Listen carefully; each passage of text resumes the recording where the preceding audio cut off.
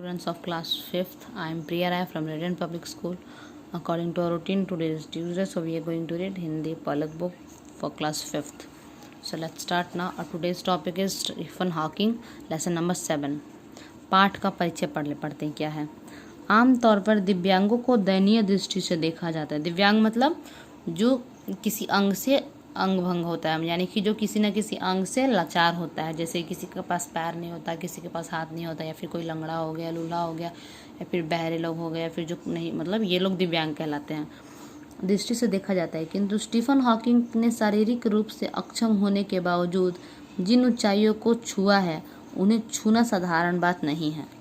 Stephen Hawking पढ़ेंगे, एक दिव्यांग थे और इन्होंने अपने शरीर की कमी न जान के उन्होंने जिस ऊंचाई को छुआ है, उस ऊंचाई को छूना शरीर के होते हुए भी लोगों के लिए आम बात नहीं है, आसान नहीं है। चलिए इनकी स्टोरी पढ़ते हैं। आप एक ऐसे आदमी की कल्पना कीजिए जो चल फिर नहीं सकता, बस व्हील चेयर के सहारे ही इधर उधर आ जा पाता है। ऐसे व्यक्ति के बारे में जानकर आपको तब और ज़्यादा हैरानी होगी जब आपको पता चलेगा कि वह बोल भी नहीं पाता है। फिर यह जानकर कि वह व्यक्ति कोई और नहीं बल्कि संसार के महानतम वैज्ञानिकों में से एक हैं, आप अपने दांतों तले उंगली दबाए बिना न रह पाएंगे। अमेरिका का उच्च नागरिक सम्मान पाने वाले इस वैज्ञानिक का नाम स्टीफन हॉकिंग है।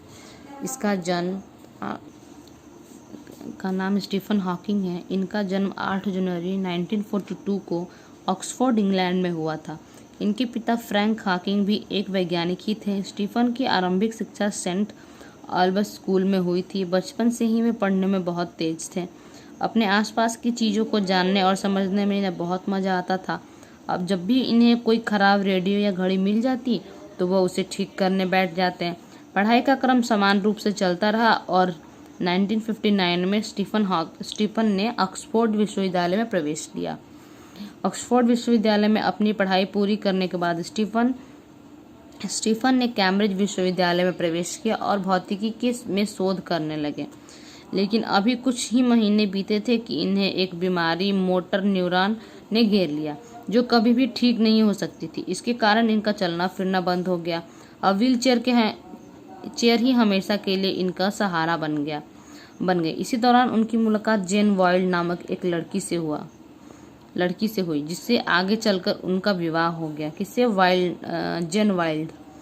1966 में स्टीफन हॉकिंग को कैम्ब्रिज विश्वविद्यालय से PhD की डिग्री प्राप्त हुई, लेकिन फिर भी स्टीफन ने कैम्ब्रिज में अपना शोध जारी रखा। मात्र 37 वर्ष की आयु में वे लुकाशियन प्रोफेसर के पद पर नियुक्त किए गए। न्यूटन और बाद में डिराक जैसे प्रसिद्ध वैज्ञानिक भी इस पद की शोभा बढ़ा चुके हैं। अपने व्याख्यानों और लेखों से स्टीफन ने दुनिया भर के विज्ञान प्रेमियों को खूब प्रभावित किया। विज्ञान प्रेमी यानी वैज्ञानिकों को, या फिर जो भी विज्ञान को से लगाव रखते हैं, विज्ञान से प्रेम करते हैं। अपने एक व्याख्यान में स्टीफन ने कहा, हमारा ब्रह्मांड निरंतर फैलता जा रहा है। जैसे किसी गुब्बारे पर 2 बिंदु बना दिए जाए और उसके बाद गुब्बारा फुलाया जाए तो वह बिंदु एक दूसरे से दूर होते जाएंगे, पर रहेंगे गुब्बारे पे ही। यही बात ब्रह्मांड और ग्रहों पर भी लागू होती है। जहाँ एक और स्टीफन अपनी विलक्षण प्रतिभा और कड़े परिश्रम से दुनिया को नवीनतम जानकारी देते रहे, वही दूसरी ओर प्रकृति लगातार उनकी अपंगता बढ़ाती चली जा रही थी। ठीक है, उनकी बीमारियां बढ़ती जा रही थी, ठीक नहीं हो रही थी। 1985 में इन्हें भयंकर न्यूमोनिया हो गया। इस बार उनके बोलने की शक्ति भी चली गई। ऐसे में उनके सामने एक गंभीर समस्या खड़ी हुई। इस समस्या का हल के लिए उन्होंने एक छोटा सा कंप्यूटर अपने व्हील चेयर के साथ लगवाया और एक स्पीच सिंथेसाइजर भी इस कंप्यूटर के साथ लगवा दिया। इतनी शक्ति है और लगवा दी इसका वे बोर्ड के बटन दबाकर इधर उधर आते जाते और साथ ही स्पीच सिंथेसाइजर की सहायता से लोगों के प्रश्नों का भी उत्तर देते थे। शारीरिक रूप से हिलने डुलने में भी असमर्थ होने के बावजूद उन्होंने हार नहीं मानी। उनमें गजब का आत्मविश्वास देखा जा सकता है। समय समय पर वे विदेश यात्राएं भी करते हैं।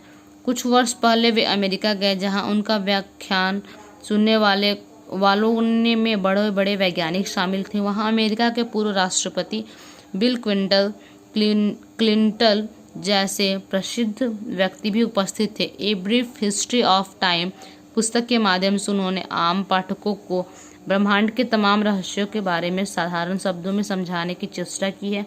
वे लिखते हैं, मुझे सबसे ज़्यादा खुशी इस बात की है मैंने ब्रह्मांड को समझने में अपनी भूमिका निभाई, इसके रहस्य लोगों को बताए और इस पर किए गए शोध कार्यों में अपना योगदान दे पाया। मुझे गर्व होता है जब लोगों को भीड़ मेरे काम को जानना चाहती है। ठीक है, ये स्टीफन हॉकिंग की स्टोरी है, आप लोग पढ़िएगा। इसके बाद में क्वेश्चन, ये आपका बुक वर्क रहा और एक क्वेश्चन आंसर मैं अभी दिखाती हूँ आप लोगों को। ये रहा हमारा बुक वर्क, ये हमारा क्वेश्चन आंसर। हॉकिंग का जन्म कब हुआ था? हॉकिंग का जन्म 8 जनवरी 1942 को हुआ था। हॉकिंग को अमेरिका में कौन सा सम्मान प्राप्त हुआ था? हॉकिंग को अमेरिका का उच्च नागरिक सम्मान प्राप्त हुआ था। हॉकिंग ने उच्च शिक्षा कहाँ से प्राप्त की? हॉकिंग ने उच्च शिक्षा ऑक्सफोर्ड विश्वविद्यालय से प्राप्त की।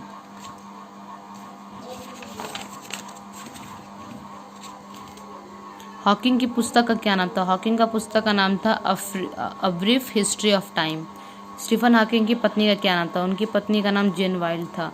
स्टीफन हॉकिंग के जीवन से हमें क्या शिक्षा मिलती है? उनके जीवन से हमें शिक्षा मिलती है कि